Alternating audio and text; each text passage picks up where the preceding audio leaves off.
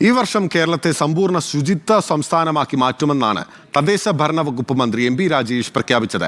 മാലിന്യം തള്ളുന്നവർക്കെതിരെ ഇതുവരെ 1.6 കോടി രൂപ പിഴ ചുമത്തിയെന്നും മന്ത്രി പറഞ്ഞു. മന്ത്രിയുടെ തന്നെ പാർട്ടിയിലുള്ള ഒരു പഞ്ചായത്ത് അംഗത്തിന്റെ ഒരു കിക്ക് വീഡിയോയിലേക്കാണ് ഇനി നമ്മൾ പോകുന്നത്. സ്കൂട്ടറിൽ വന്ന് മഞ്ഞള്ളൂർ പഞ്ചായത്തിലെ 13-ാം വാർഡ് മെമ്പർ PS സുധാകരൻ നടത്തിയ ഒരു സൂപ്പർ കിക്ക് അത് മെസ്സിയെയും റൊണാൾഡോയും ഉൾപ്പെടെ മറികടക്കും.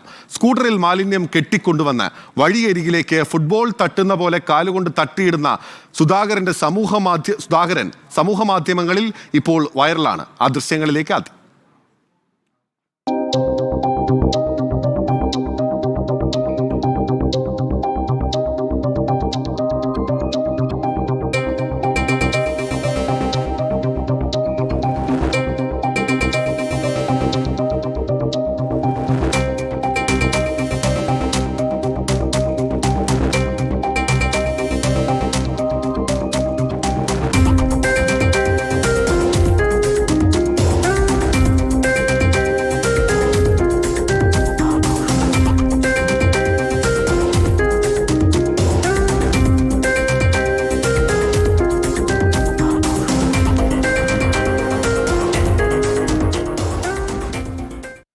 അങ്ങനെ ആ സൂപ്പർ കിക്കിന്റെ ദൃശ്യങ്ങൾ സഹിതം ആവോലി പഞ്ചായത്തിൽ പരാതിപ്പെട്ടെങ്കിലും പഞ്ചായത്ത് സെക്രട്ടറി നടപടിയെടുക്കാൻ തയ്യാറായിട്ടില്ല.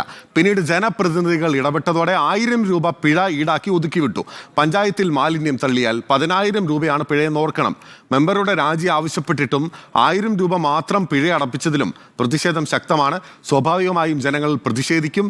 ഉത്തരവാദിത്തപ്പെട്ട ജനപ്രതിനിധികൾ തന്നെ ഇങ്ങനെ സൂപ്പർ വേസ്റ്റ് കിക്കുകൾ നടത്തുന്നതിൽ സർക്കാരിന്റെ നടപടിയും മന്ത്രി എം പി രാജേഷിന്റെ മറുപടിയും എന്താകുമെന്നറിയാൻ ജനങ്ങൾക്ക് ആകാംക്ഷയുണ്ട്.